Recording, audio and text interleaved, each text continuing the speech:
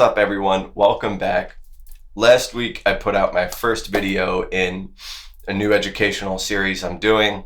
That was a crash course. 1, 2, 3, bing, bang, boom. Let's get you behind the kit. Let's get you playing quickly, which is great, which is what we're all looking for. We all want to just play. We all want to have fun. You know, it's just the best part about playing music is having fun. With that being said, though, I really wanted to delve a little bit further into some of the concepts that I was talking about, and particularly some of the concepts that really I don't see a lot of people talking about, because they're kind of boring when you're doing YouTube videos, like talking about technique, talking about the fundamentals and the foundational aspects of playing drums is not, it's not the cool hip lick. It's not how to play fast, but it's the stuff that you build in your toolbox that will allow you to play those cool licks, to play fast, to play with dynamics and control in a way that lets you learn those other things a lot faster. So with that being said, I kind of just want to jump right into a little bit more about technique.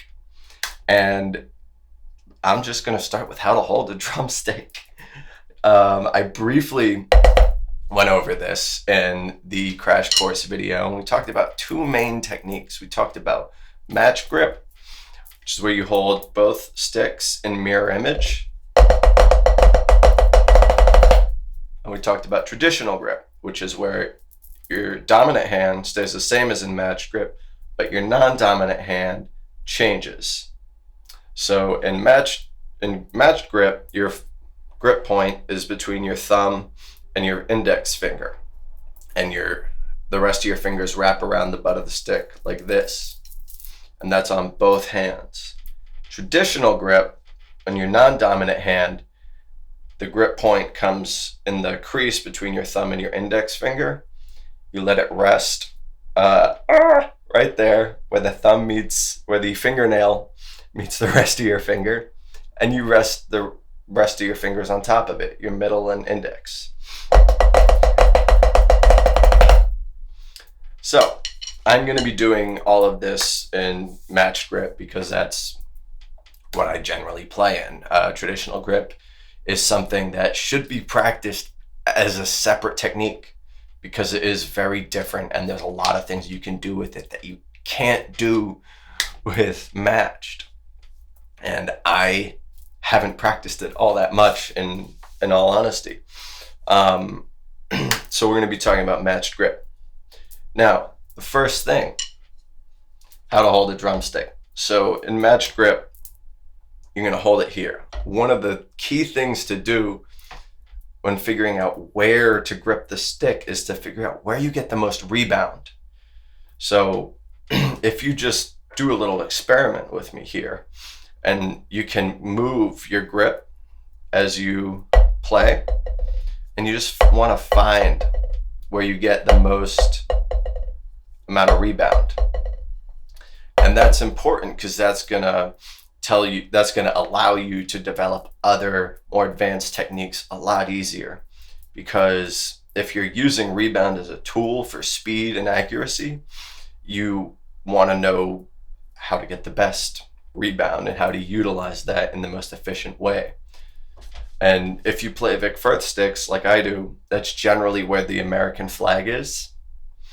But if you don't, you just play around with this, that is generally a good place to start. But you'll notice if you move too far back, you don't get any rebound. And if you move too far forward, that happens. So that's the first step, is finding where to hold it. The second thing to remember, and this is a very common bad habit that beginner drummers develop, I was doing this when I first started, is that when you're playing, you only grip the stick here. And you see people with their fingers out, and this is something that will give you an overuse injury. This is something that if you go decades without doing anything about it, you could need surgery. My first ever drum instructor had surgery on his hands because of his poor technique. I have an overuse injury in my forearms, and without really delving into this technique stuff, I would probably be in a much worse position than I am now. So I highly recommend checking this out or I highly recommend looking into this because it's important for longevity in your playing. So, great way to think of this is imagine you have a car, or if you have a car, imagine you're looking at the engine. And if you have a V8 engine, 8 pistons, 8 cylinders, why would you only use 1 or 2 of them? Those 1 or 2 cylinders now have to do 5 times the work in order for you to be able to go 50 miles an hour. Same concept applies here. Why would you only use that 1 piston when you have these other ones that can all do work for you? And that's going to give you a lot more control. Great way to develop that finger control and to really put yourself in a position where it becomes natural. I think there's 2 exercises that are great. First exercise being something an old teacher of mine taught me is to practice like this with your fingers pointing out, right? Simple stuff like a single stroke roll.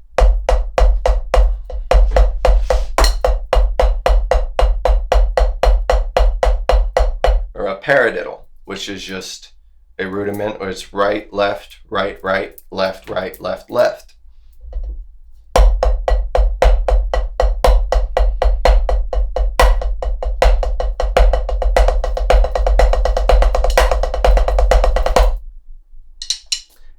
Second exercise in developing that sort of muscle memory is to take your stick and basically we're going to go a little counterintuitive here, and we're not going to use all of the fingers at the same time.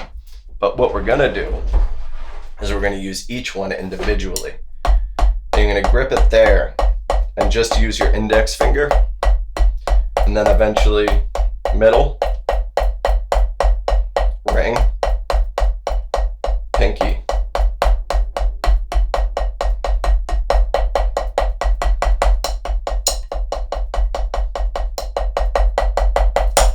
The reason I think those exercises are the most beneficial is because they're not about suffering through anything. It's just about developing muscle memory.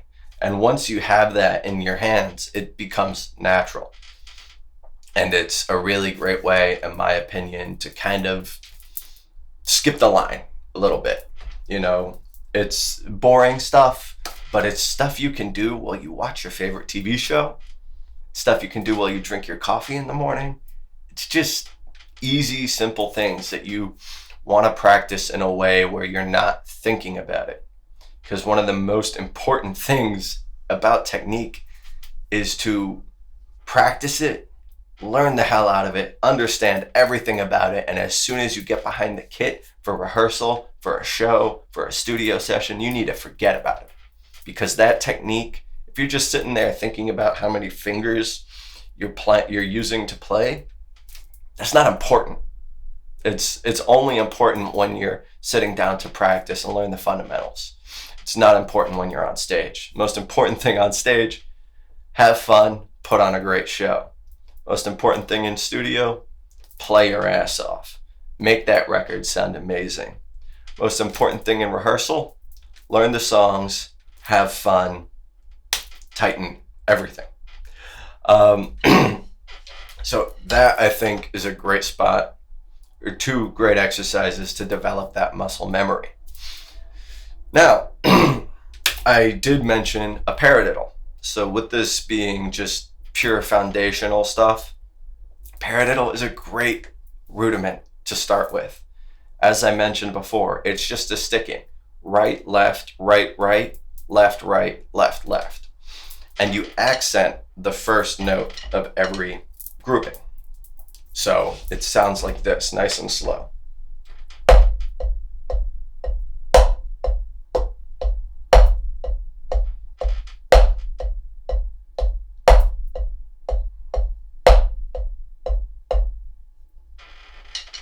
Important thing to remember here with dynamics, one of the easiest ways to achieve better dynamics is stick height. If you noticed, accent, every other stroke. Accent. And exaggerate this as much as possible. Because when you exaggerate it, just like with developing the muscle memory to use these, you develop that muscle memory as well. Also, a key thing to remember when you're practicing on a pad, try and practice at really low volumes, because when you're playing medium volume on a pad, medium volume on a drum pad, the volume on the actual drums is already really loud. So it's a good thing to keep in mind as you practice. It's not something that's super important when you're just doing those muscle memory things, because that's just about getting that motion and being able to say, oh, it's an accent. This is where I'm striking from. It's not an accent. This is where I'm striking from.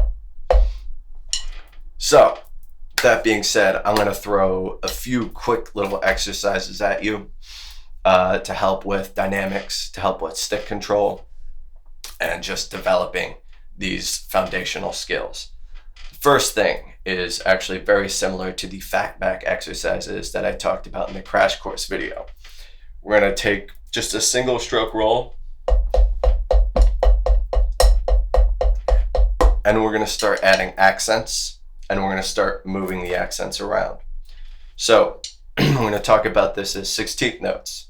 When you count 16th notes, you count 1 E and 2 E and 3 E and 4 E and So it's important, not super important, but I highly recommend counting out loud as you do this. And another great thing to do while you're counting out loud is to verbalize or vocalize your accents. So we're going to start with one note groupings, and we're just going to shift it a 16th note. And we're going to do that till we come all the way back around. Then we're going to do 2 accent groupings. We're going to do 3 accent groupings.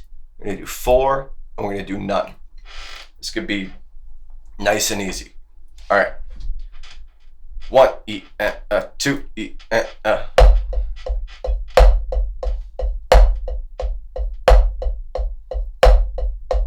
2 E and 3 E and 4 E and 1 E and 2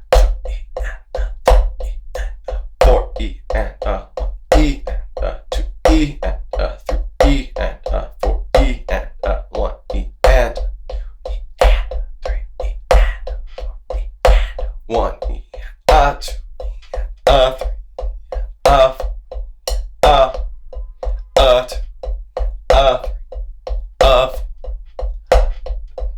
2 note groupings. 4 E and 1 E and 2 E, 3 E and 4 E and 1 E and 2 E, 3 E, 4 E, E and 2 E and 3 E and E and 1 and 2 and 3 and 4 and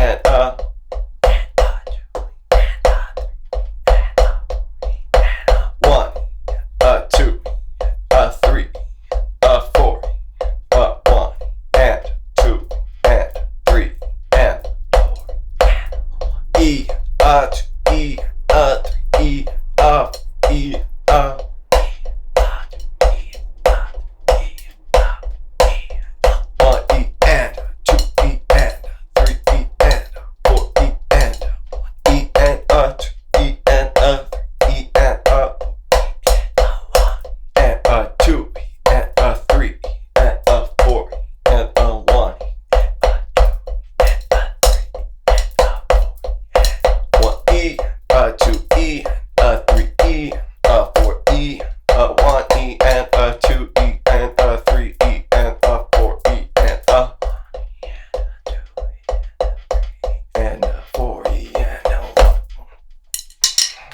there you have it. That's the whole exercise.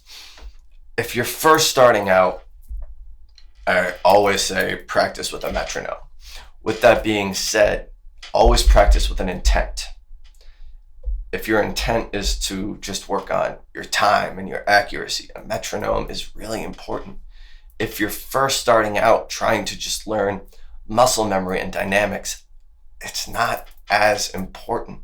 I always suggest it. But if it's going to take away from the intention that you're setting for the practicing that you're doing, it's not as important. If you're working on dynamics, the more important thing is to learn dynamics. If you're working on time, the more important thing is to work on time. And as you get better and as you practice these things more and more, you can combine all of these ideas and all these concepts, and you just start working on them as one unit, which I think is always the end goal. I know in my practicing, whether it's at a pad or it's at the drum set, I am always thinking about time. I'm always thinking about dynamics. I'm always thinking about fluidity. And I'm always thinking about expression. Because at the end of the day, we want to have fun, right? It's important to find your own voice in this. Steal everyone else's licks. Learn all their licks. Improve on them. Modify them. Make them your own. That's it for today. I hope you guys enjoyed this. If you did, please hit the like button. Please hit the subscribe button. And if there's anything else you want to learn about, leave it in the comments down below. And I will see you guys next week. Peace.